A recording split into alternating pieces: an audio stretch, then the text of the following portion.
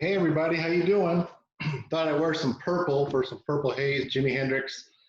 Got a few music quotes in here for you today, and just want to say hi to everybody. Didn't get a chance to shave. Got my Trona Strong hat on. You remember last year we had the Ridge Crest earthquake, about a 7.2, which closed Trona down. One of our members closed them down, delayed their start of school, had to close their high school and deal with all that ramifications. So as we try to say at SSDA, this too will pass. The people in Trona moved on, and now they're dealing with you're dealing with, which is the coronavirus. So just wanted to share that we're strong, we're bold, and we're moving on. Wanted to give you a little leadership video. We'll start out with a little video. I thought this was cute because you guys must all feel like this. I got this one this morning. Let me start it here. Watch this. My grandfather. He's the first cat.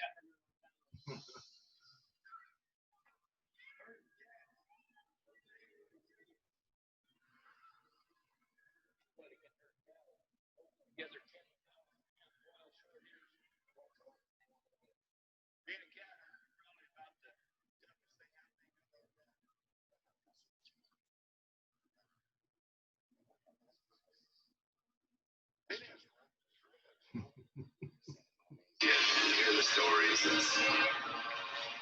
I'm living a dream. Not everyone can do what we do. No one can do nothing else. It ain't an easy job, but when you bring a herd into town and you ain't lost one of them, ain't nothing like it. Well, I thought you guys would like that. Feels like you're herding cats. I understand totally. So, anyways, I thought you'd like that. I mean, that's what it must feel like right now is you're herding cats. You're on a horse. There's 10,000 of them running all around, and all of a sudden a couple new ferals come in, and really you're in a tough position right now. So I wanted to go over a leadership video that I created, a PowerPoint, excuse me, and really talk about what's going on and give you some tips. So really, in your head, you must be spinning. There's a lot of people that say they're not getting sleep. Every day they wake up, there's new news. They go to bed and they're reading social media, and their head is really spinning out of control. And I wanted to kind of steal something from one of our great leaders, Nicole Newman, who gave a Kenny Chesney to Jimi Hendrix quote, which threw me off as the moderator of a webinar. I'm going to give you one with Destiny's Child. It says, "I'm a survivor. I'm not going to give up. I'm not going to stop. I'm going to work harder." Over to Springsteen. I'm on both spectrums now. Because really, you're talking about creating a dream for your kids and trying to make it real, and it's not easy. So I think between Destiny's Child about working hard and creating a dream is where your head's landing right now. But really, the inside of your head, it must really feel like this. We had a webinar today, and I love the vendor, our associate, put together this and said, this is what your head must feel like. Kid drawing with a crayon. You also have your brain spinning around like that. And in some ways, your brain's almost fried, right? And you're sitting there going, I can't get it together, trying my hardest. And then there's always someone yanking new information in there to twist it all around. So we know that you must be going through all kinds of stuff. And every time you think it's about to be fine, there's a new wrinkle that's added in at this point. So maybe you just think you're Nicholson, right? That you're in this like bubble, this hotel with snow all around, and that, all work and no play makes me dull. And that maybe Johnny's right, that this is really a tough thing, because I think we all are stuck in cabin fever somewhat, or don't have what we normally have had, and it's been tough. So I want to go back, and what kind of the way I was raised by a 6th grade teacher was a checklist, right? It helps me today. It's like your honey-do list when you go shopping. And I'm going to give you a checklist of 10 things to do. I think that'll help you really get your head back together and get prepared for the next 3 to 4 weeks. So first, I really think it's important just to call somebody randomly, some old college friends, and just talk. You don't want to talk about school. You just want to laugh. All the research shows it really helps you with stress. You live longer. Just a 10-minute call, just to check in, see how they're doing. They ask you how work is, say it's just not that great, and don't go down the work path, but really just talking about college, or how's the kids doing? That will really help, I think, in a lot of ways, get you away from the constant spinning. I think it's ultra important right now to check on your support staff. I think that's really key. Your executive assistant, your staff in the office, that's just really critical. They're very important. They got your back. I'd randomly buy them something, a gift card, chocolates, wine.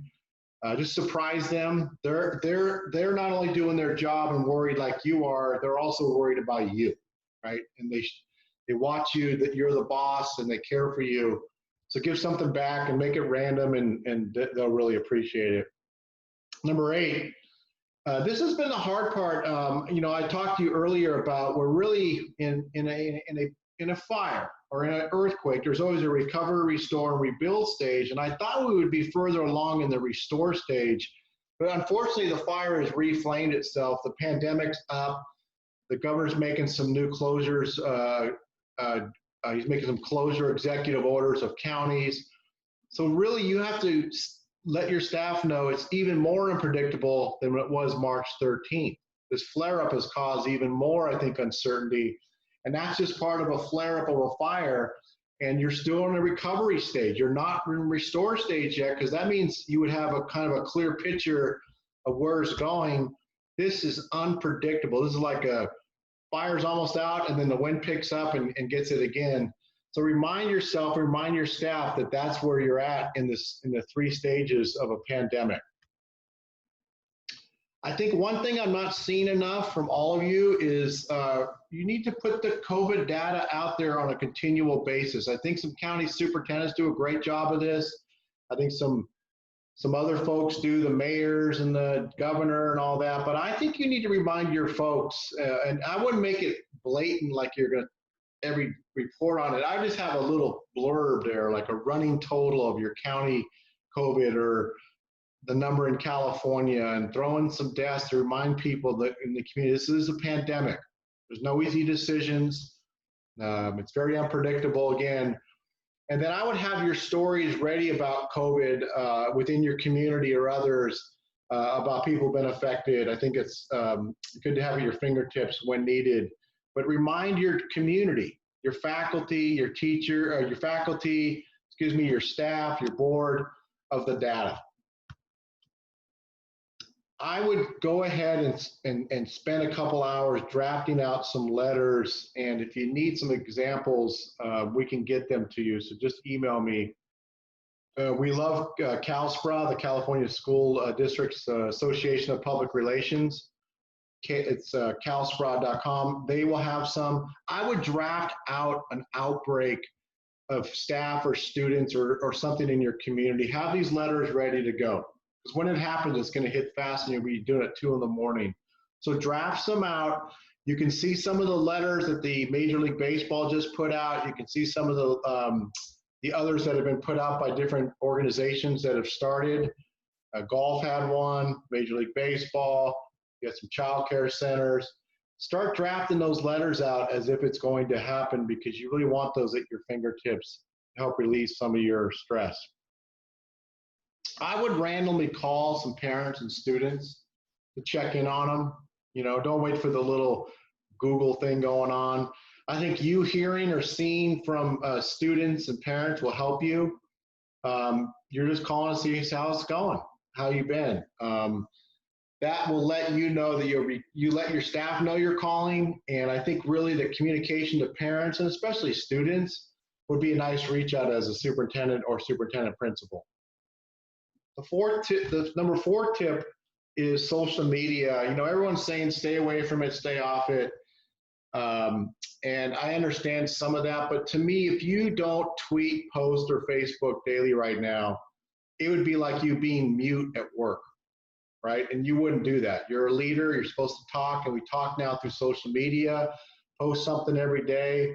Doesn't always have to be about COVID. You can talk about the restart. You can talk about your mascot uniform got cleaned, or you're 12 days away from parents' conferences. Post some stuff about COVID if you like, but I would not stay off social media. And then on the receiving end, I find it's too invaluable to get caught up on the latest. And social media provides some good things for you to grab to help you. I can't emphasize this enough just to take an afternoon off. I mean, you guys are going 24/7.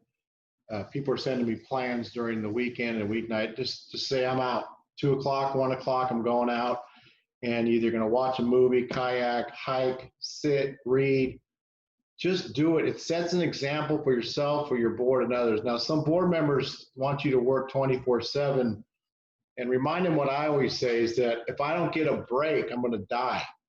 And you put that on them because I think they'll work you until you get ill and that's too late. I think you do need to provide an extra focus on your board communication, your board meetings right now, right? You have to be ultra prepared. You should call every board member. You need to be positive when you're running your Zoom meetings. Watch the rolling of the eyes. The board members could surprise you as more and more people call into these Zoom meetings or come to your board meetings. And to me, board meetings right now are like a championship sporting event. You need to mentally prepare in the locker room for the meeting. I once knew a chancellor of a community college who walked through every item for hours. So he was prepared for any curveball from any board member. He would literally walk through in his office each agenda item, and it helped him prepare.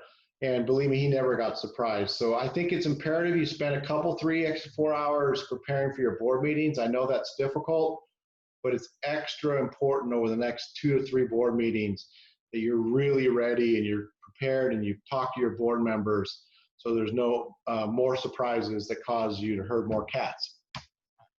And then lastly, you know, we got this from Toby Waite that this too shall pass. Unfortunately, it's going to be like a kidney stone. Now, I've passed 2 kidney stones, and it's up there with, they say, with having a baby.